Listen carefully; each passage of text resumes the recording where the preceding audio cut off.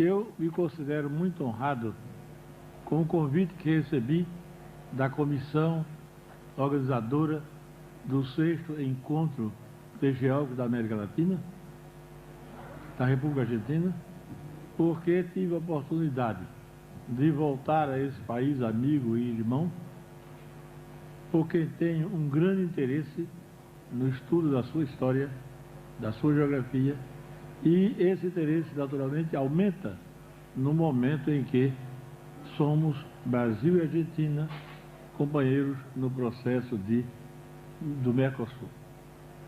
Agora, convidado para proferir essa palestra, eu fui consultado sobre o título que eu deveria dar à mesma. E imaginei e propus um título muito ambicioso, que foi de examinar o processo de povoamento do território brasileiro e os impactos que esse povoamento teve sobre o meio ambiente. Eu venho me preocupando com o meio ambiente desde a década de 50 e me preocupando com problemas de geopolítica desde a década de 60, quando passei a examinar problemas de relações entre países. E, consequentemente, ousei fazer uma proposta que é perigosa, mas os perigos provocam os grandes desafios e, naturalmente, nós temos que nos motivar a enfrentar esses desafios. Inicialmente, eu queria dizer que o Brasil é um país de dimensões continentais, 8,5 milhões de quilômetros quadrados, mas também com problemas tão gigantes, tão difíceis como a sua extensão territorial e como a sua população de 150 milhões de habitantes. Primeiro, o Brasil tem um PIB elevado, mas uma renda per capita muito modesta.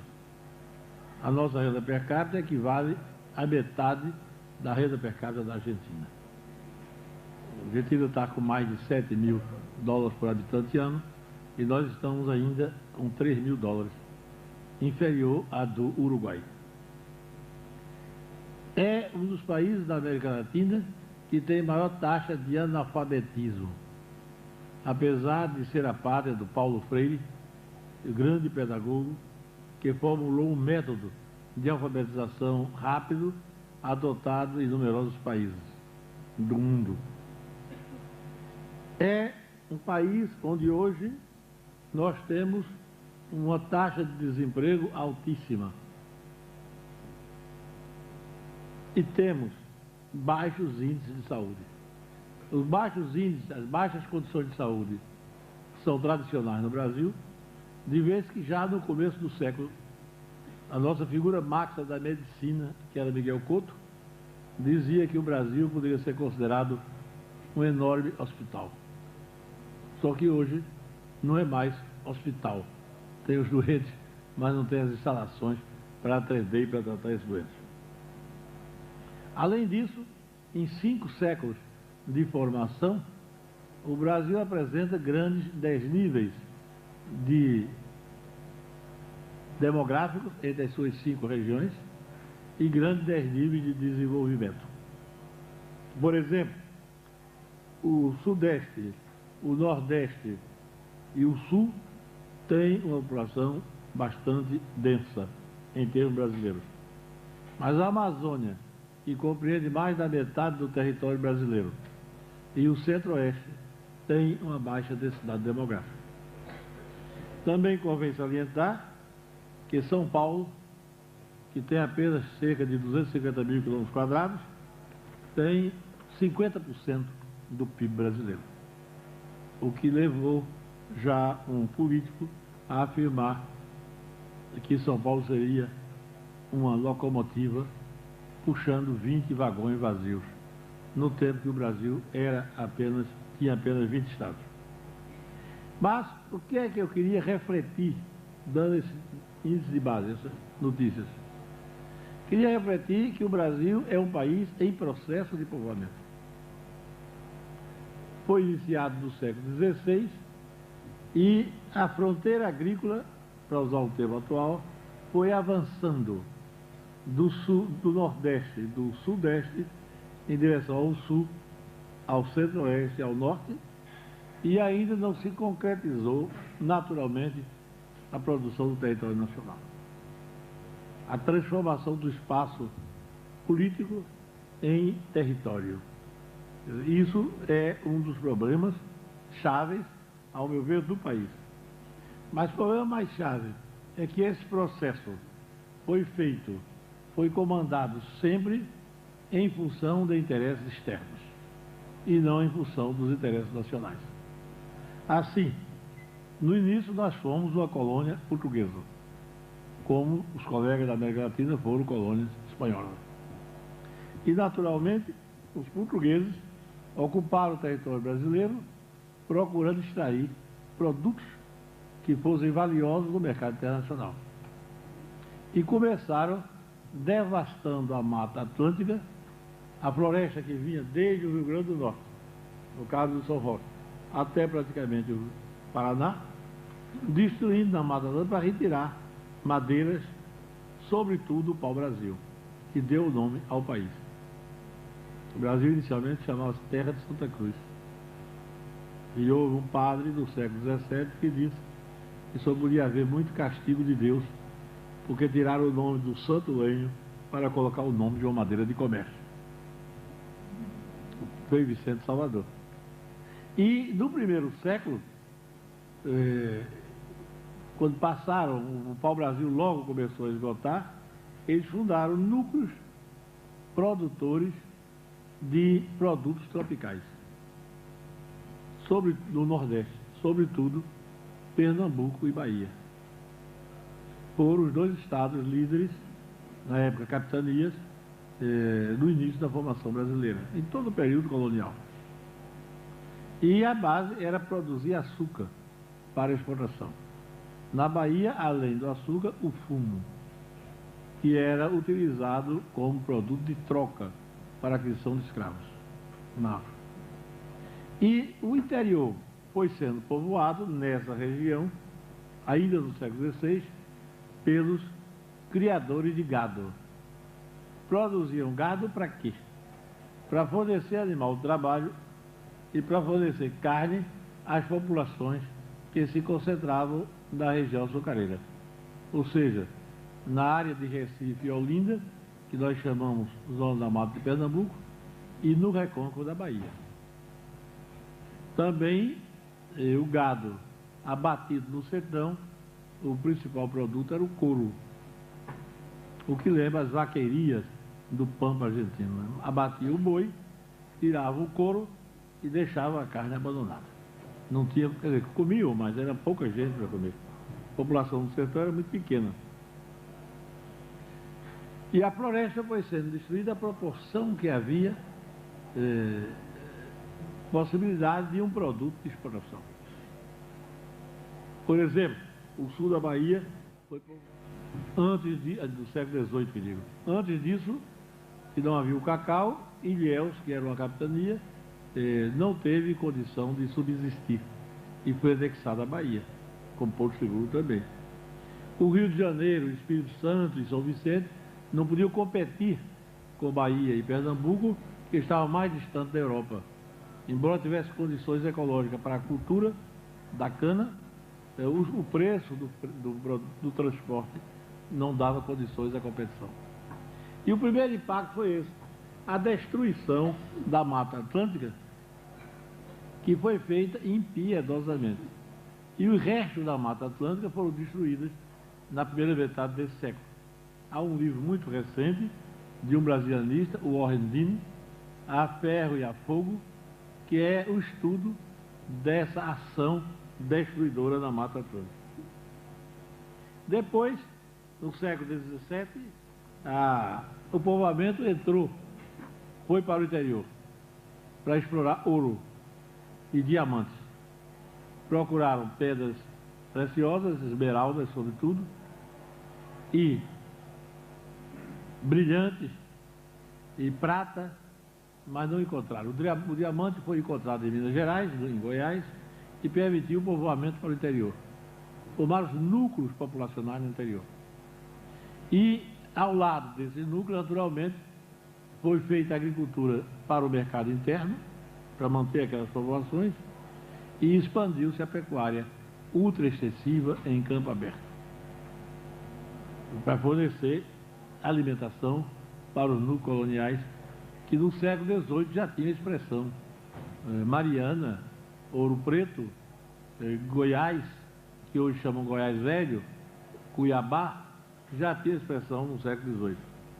E foi assim que o espaço foi sendo ocupado e que aquela pecuária do Nordeste caminhou até Minas Gerais para fornecer alimentação.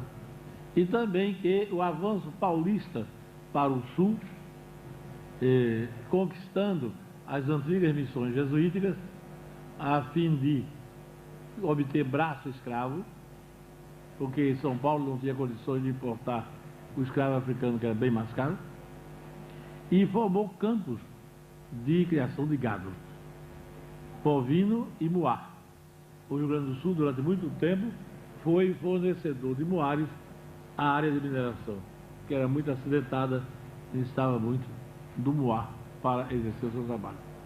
E esses campos, esses avanços, foram naturalmente provocando destruições muito grandes nas áreas do interior. O impacto da mineração sobre o meio ambiente é muito forte, é muito danoso. Ainda hoje nós sabemos a devastação que é feita na Amazônia e no Centro-Oeste em função da mineração. Naquele tempo, naturalmente, a ação do minerador era menos forte, porque tinha menos base tecnológica, mas era também feita de forma muito perniciosa. Então, eu acho que no período colonial, que durou 300 anos, o Brasil teve a sua conquista iniciada em 1500 e tornou-se país reino unido a Portugal e Algarve em 1815 e tornou-se império independente em 1822. Durante o período colonial, ao meu ver, a população ficou em pequenas áreas, pequenos núcleos, e instalou-se aí, naturalmente, em função da exportação e eliminando a floresta e criando condições danosas sobre os vegetais e os animais silvestres. Foi uma devastação muito forte. Mas o Brasil tinha uma população muito pequena em 1822. Era da ordem de 4 milhões de habitantes, num território de 8 milhões de quilômetros quadrados. E essa população muito dividida entre senhores e escravos. Tanto que José Bonifácio, o estadista que fez a independência do Brasil, quem proclamou foi o príncipe, mas quem organizou o país tinha uma visão, ele era um cientista, inclusive respeitado da comunidade europeia, tinha uma visão do futuro muito interessante. Ele dizia, primeiro, era necessário que se levasse a cidadania à população negra e indígena. O Brasil não poderia se constituir como um país de brancos. Era preciso que se levasse a cidadania. E para se levar a cidadania, era preciso dar acesso à terra, já naquela época. E eliminou a lei das 6 Marias, em que a terra era concedida aos grandes proprietários, e criou a lei do uso da terra, da posse da terra. A terra seria de quem a explorasse. E como havia terra em abundância, era possível que as pessoas menos ricas, ou com menos, se apossassem de terras. Ele sonhou, ele fez um projeto que não teria condições, porque os grandes proprietários não permitiam que os pequenos se tornassem realmente proprietários. E ele também planejou a transferência da capital do Rio de Janeiro para uma cidade do interior. Naquele tempo, as cidades litorâneas eram consideradas muito vulneráveis. Então, ele queria transferir para o interior. Ao meu ver, essa hipótese já hoje não teria razão de ser. Mas, de qualquer maneira, a transferência da capital para o interior ia permitir uma expansão do povoamento por áreas desocupadas. E no Império, houve naturalmente a abertura comercial, mas na realidade o Brasil passou a depender da Grã-Bretanha. Desapareceu o vínculo colonial com Portugal. Mas a Grã-Bretanha teve uma influência tão grande que passou a controlar o país, a controlar o nosso comércio e a investir capitais no Brasil. E, naturalmente, a tirar as vantagens. Também a Grã-Bretanha administrou um pouco, ou fortemente, a luta que havia pelo domínio do prata. E o Brasil, na realidade, herdou da Constituição Portuguesa duas grandes preocupações geopolíticas: o controle da Amazônia e uma tentativa de controle de uma parte do prata. Aí a grande rivalidade que houve entre o Brasil e a Argentina nessa época. E é interessante ver que no Império o Brasil defendia a não abertura do Rio Amazonas a navegações estrangeiras, mas lutava para que houvesse a abertura do Rio da Prata para as navegações estrangeiras. Era uma atitude contraditória. E a Grã-Bretanha soube aproveitar bem essa situação e o Brasil aproveitou-se também da instabilidade política, ele sendo no Prata, com a revolta do Uruguai e depois com o Paraguai, que não quis formar uma unidade com a Argentina, que veio a consolidar-se bem depois do Brasil. E talvez uma das fortes razões da consolidação da Argentina tenha sido a Guerra do Paraguai. O Paraguai foi uma vítima do Brasil e da Argentina. Agora, no Uruguai, o Brasil conquistou. Depois os uruguaios se levantaram para se incorporar às províncias unidas do Rio da Prata. Lavaleja era a bandeira que ele levava. O Brasil se opôs. E houve uma guerra praticamente empatada. Os argentinos e uruguaios derrotaram o exército brasileiro em Ituzaingó, mas o Império tinha uma boa esquadra, bloqueou Buenos Aires. Houve uma situação difícil e os ingleses, que eram os maiores interessados para controlar a economia dessa região, apresentaram a solução. O Brasil perdia o Uruguai, a Argentina também não ganhava o Uruguai e se criava um país tampão. Inclusive o embaixador inglês afirmou em carta que tinha conseguido colocar algodão entre dois cristais. Sabe a rigidez do cristal e a maleabilidade do algodão. E aí houve a abertura do Prata e só depois houve a abertura do Amazonas, porque naturalmente a Inglaterra também fazia pressão para a abertura comercial do Amazonas, sobretudo nos meados do século, quando o Amazonas começou a produzir borracha.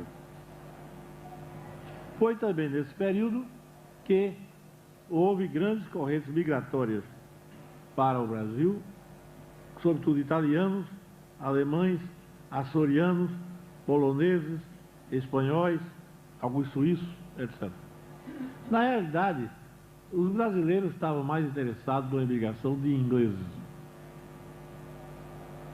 Tanto que deram direitos extraterritoriais aos ingleses em 4 portos principais do país: Rio de Janeiro, Salvador, Recife e São Luís. A tal ponto que o comércio de inglês, estabelecido numa dessas cidades, formando a comunidade, se matasse um brasileiro, cometesse um crime de morte, ele não seria julgado por juízes brasileiros nem pela lei brasileira. Ele seria julgado por juízes ingleses e de acordo com as leis inglesas.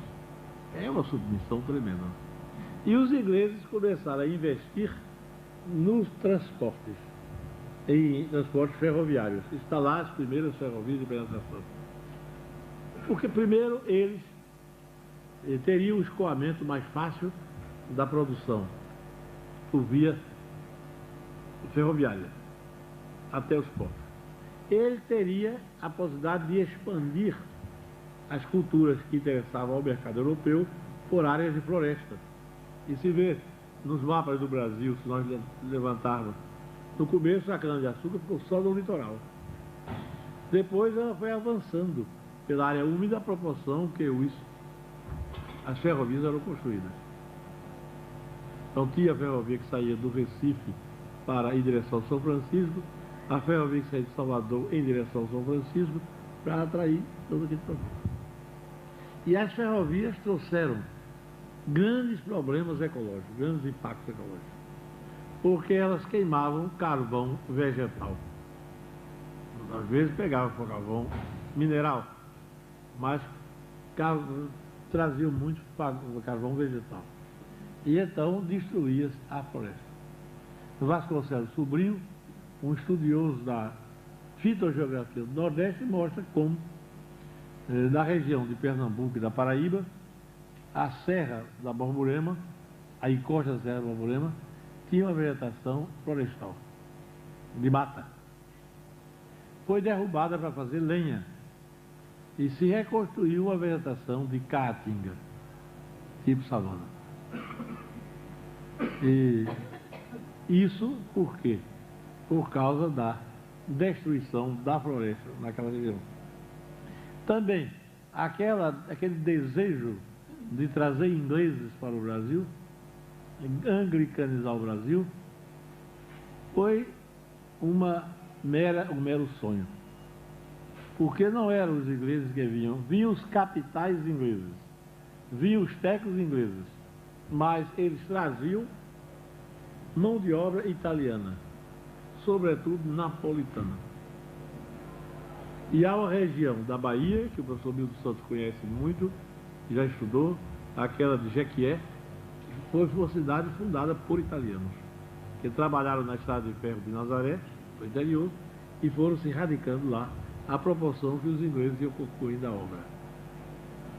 E em Pernambuco também houve uma quantidade enorme de napolitanos, porque eram justamente os imigrantes do sul da Itália, que com a unidade italiana tiveram que se expatriar. Então continuou naturalmente a destruição da floresta e da fauna. E esse avanço, essa destruição se tornava cada vez mais intensa. Depois, na República, há uma série de estudos interessantíssimos sobre a expansão territorial do Brasil, na época da República, partindo de São Paulo em direção ao norte do Paraná. Pierre Monbeg, Nisso Lecoq Milha, Ari França e numerosos estudiosos paulistas analisaram de expansão, que era um processo de expansão financiado pelo capital inglês na pré-guerra, Segunda Guerra Mundial, visando garantir à Inglaterra o abastecimento de algodão, caso os alemães, que seriam os possíveis inimigos da Inglaterra, conquistassem o Egito. E o Egito teve realmente muito ameaçado. Não estou dizendo nenhuma novidade, estou baseado neles. Também, por sua vez, os colonos alemães, italianos, polacos, etc., foram trazidos para o Rio Grande do Sul, para Santa Catarina e para o Paraná, e, ao meu ver, criaram uma sociedade bem mais sã do que da área colonizada antes pelos portugueses, não por superioridade racial, ao meu ver, mas porque aí fizeram núcleos de propriedades familiares, de pequenas propriedades, inexistiu o latifúndio, foram se reproduzindo, a população foi crescendo, e eles se expandiram para o oeste, em direção ao Rio Uruguai, subiram por Santa Catarina, oeste de Santa Catarina, o Vale do Iguaçu, penetraram no Paraguai e em Mato Grosso do Sul. E estão caminhando. Eu fiz pesquisas em 89 no território de Roraima, de Rondônia, já em plena Amazônia, e encontrei grande quantidade de loiros com nomes alemães e de religião luterana. Havia pequenas cidades em que a paróquia luterana era mais importante do que a paróquia católica. Ora, os luteranos no Brasil são sobretudo os alemães, porque os outros evangélicos são batistas, adventistas, presbiterianos, etc. Em Manaus tem uma universidade luterana, em Manaus. E os alemães avançaram. Alemães gaúchos, não é? Os gaúchos de origem alemã. Agora, nessa área meridional de Mato Grosso, existiam florestas muito densas, no Vale do Paraná, que havia grande produção de erva mate. E o Brasil competia com a Argentina como produtor de erva mate e exportava muita erva mate para a Argentina, Uruguai. E o próprio sul do Brasil consumia muito mate. Consome ainda hoje. Ora, essa floresta foi destruída para plantar café e depois para plantar trigo e soja. E foi avançando o povoamento, destruiu completamente essa floresta de ervateira. Há um livro muito interessante, tem visto que Linhares, um escritor paranaense, sobre a história da erva mate no Brasil, que dá uma boa informação sobre isso. Também houve preocupações do Brasil em expandir o seu território, dentro do seu território, em povoar.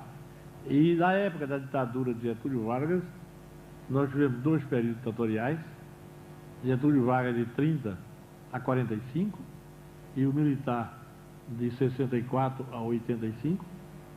No período de Vargas, houve o que ele chamou a Marcha para o Oeste, embora ele não defendesse a criação de Brasília.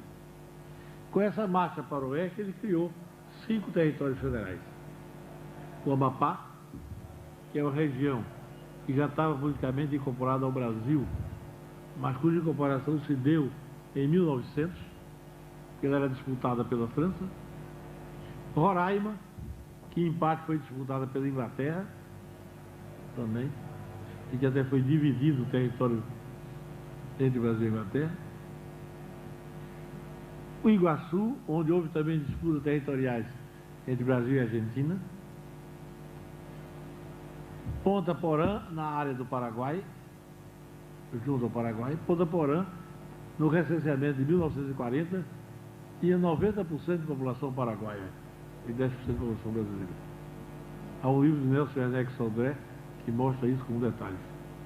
E foi a área que era considerada paraguaia pelos paraguaios antes da guerra. Naturalmente que, vencido o Paraguai, os limites não foram estabelecidos pelos vencidos, pelos vencedores. Depois, essa área foi ocupada por pecuária. E a pecuária nessa região, ou já era desde o colonial, era feita de forma primitiva, mas foi intensificada com a construção de estrada de ferro que ligava a área a São Paulo. Depois do Getúlio, da ditadura, já no regime democrático, Juscelino construiu e transferiu a capital para Brasília, 1955-60, num arrojo muito grande, e que foi muito discutido, muito debatido do ponto de vista geopolítico, né? Mas consolidou Brasília. Há várias interpretações. Há quem diga que uma vantagem era o povoamento, que há pressões internacionais para preservar a Amazônia em função de interesses estrangeiros, do primeiro mundo. E eu ouvi no Canadá um geógrafo canadense afirmar que o Canadá e o primeiro mundo não tinham autoridade moral para protestar contra a destruição da Amazônia, porque ele destruía N hectares de florestas todos os anos para abastecer o mundo de celulose, né? Foi um canadense quem afirmou, não fui eu. E a abertura das rodovias foi feita intensamente no período militar. Os militares não quiseram enfrentar o grande problema brasileiro, que é o problema da terra. O Brasil, ao meu ver, necessita fazer uma reforma agrária urgente, e já está tarde para isso, para poder fazer qualquer outro tipo de reforma.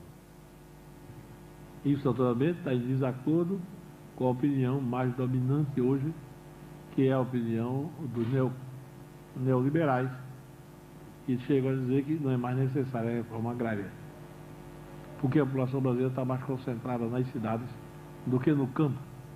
Mas estudos recentes mostram que grande parte das pessoas que participam do movimento Sem Terra são pessoas da cidade que voltaram para o campo, porque não encontraram condições na cidade de sobrevivência. Então, a reforma agrária foi postergada, vem sendo postergada, não vem sendo feita.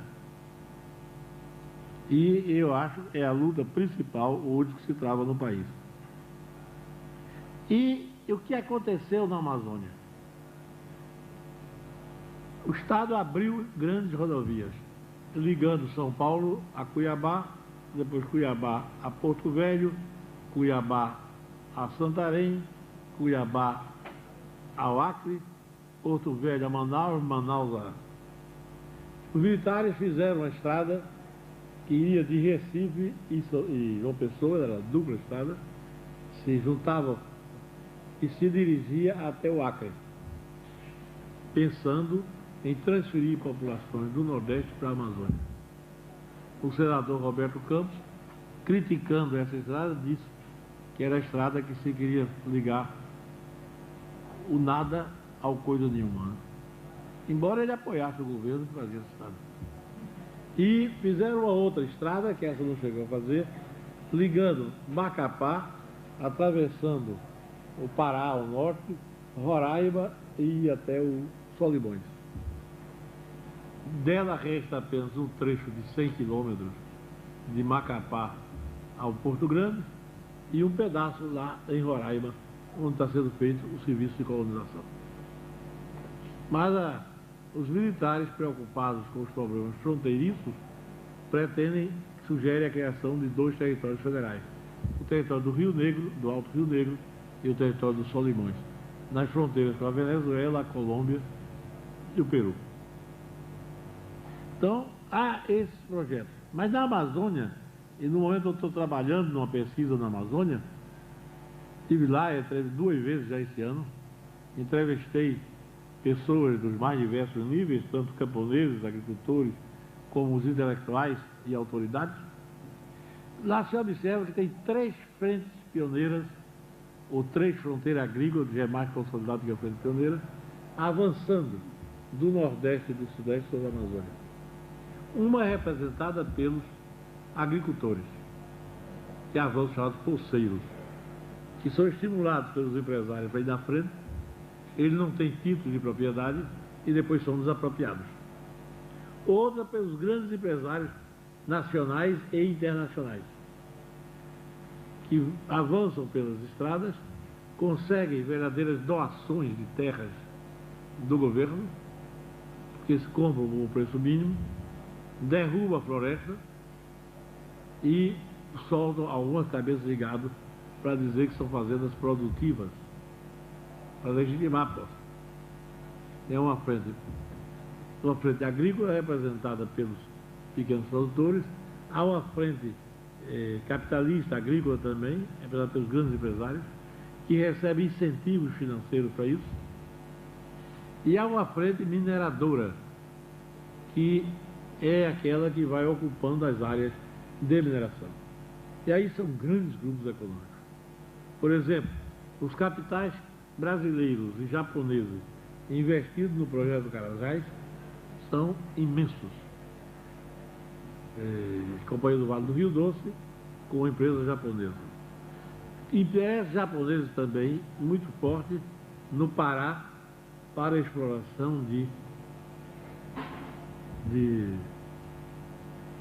bauxita, com a instalação de uma indústria que transforma em alumínio, em Bacarema, com a construção de grandes represas para a produção de energia elétrica, que é altamente necessária para a indústria e com outras, por exemplo, exploração de cassiterita. O Brasil era deficiente até a década de 60 de cassiterita e importava. Os grandes produtores eram a Malásia e a Bolívia. Mas minério se esgota. quando a indústria brasileira cresceu, conseguiu incentivos, desenvolveu extraordinariamente a exploração da cassiterita no Pará, em Rondônia e na Amazônia, e no Amazonas. Na mesma época em que a China desenvolvia a mesma produção, e os dois países fizeram dumping, jogaram cassiterita em excesso no mercado internacional. Houve então a queda do preço, que a cassiterita ficou por um preço inferior ao custo de produção. Então tiveram que fazer um acordo para distribuição de cotas, etc. Mas na época que eu fiz a pesquisa, 1990, 89, 90, havia em dados estatísticos oficiais mundiais, cassiterita oriunda do país A, B, C, D, e cassiterita oriunda de origem ignorada, que representava entre 16% e 20% do volume da produção. E na Amazônia, chegou-se a fazer uma exploração de cassiterita em Pitinga, a 300 km de Manaus, em plena floresta, em que foram lançadas as máquinas para a exploração em paraquedas instaladas lá. E se construiu então uma estrada de 300 km para trazer a produção a Manaus.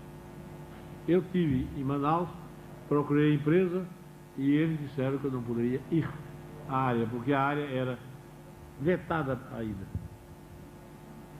Estive em São Paulo, onde encontrei um ex-aluno como um dos diretores da empresa.